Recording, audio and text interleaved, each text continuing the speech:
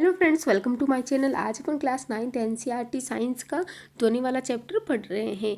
किसी माध्यम में ध्वनि संपीड़नों तथा विरलनों के रूप में संचरित होती है। ध्वनि बूम क्या होता है? जब ध्वनि उत्पादक स्रोत से ध्वनि की चाल से अधिक तेजी से गति करती है, अर्थात ध्वनि की जो नॉर्मल चाल होती है उससे अधिक चाल से गति करना ही ध्वनि बूम कहलाता है। जब ये अधिक चाल से गति करती है तो ये वायु प्रगाती तरंगे उत्पन्न करती है। इस प्रगाती तरंगों में बहुत अधिक ऊर्जा होती है। इस प्रकार की प्रगाती तरंगों से संबंध वायुदाब में परिवर्तन से एक बहुत तेज और प्रबल ध्वनि उत्पन्न होती है, जिसे ध्वनि बूम कहते हैं। पराध्वनिक चाल, ध्वनि की चाल से भी अधिक चाल से कोई पिंड गति करता है तो उसे पराध्वनिक चाल कहते हैं, अर्थात उस पिंड को जो कि ध्वनि की चाल से अधिक है उसे पराध्वनिक चाल कहते हैं। प्रतिध्वनि, जब कोई ध्वनि किसी माध्यम से टकराकर परावर्तित होती है तो वह ध्वनि हमें पुनः सुनाई देती है। इसे प्रतिध्वनि कहते हैं। ध्वनि का दीवारों से बारंबार परावर्तन, जिसके कारण ध्वनि निर्बत हो जाती है, अनुरणन कहलाता है।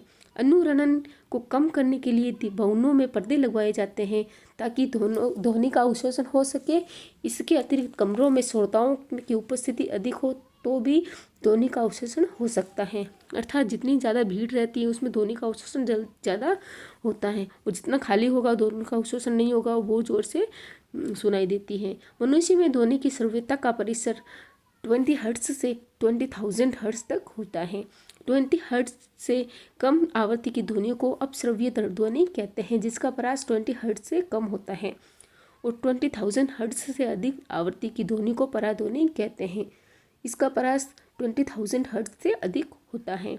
पराध्वनि की आवृत्ति उच्च होती है।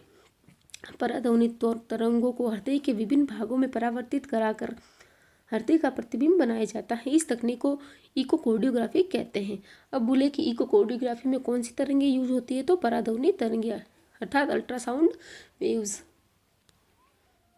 जब ध्वनि को किसी माध्यम में संचरित होती है तो माध्यम का घनत्व किसी अधिकतम तथा न्यूनतम मान के बीच बदलता रहता है। अब बोलते हैं कि ध्वनि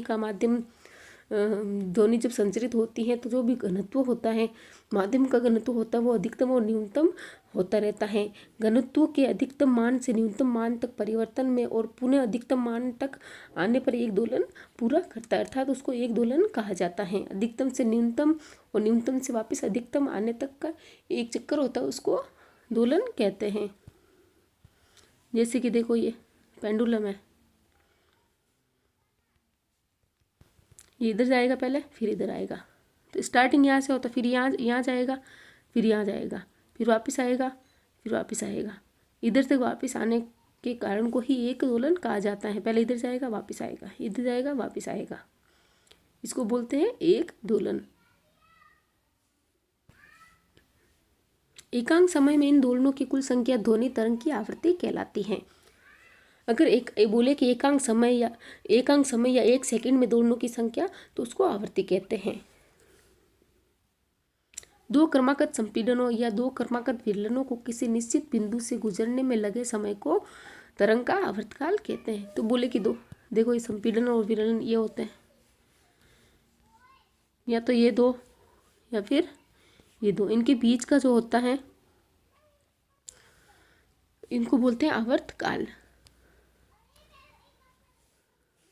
आवर्तकाल कहते हैं इनको।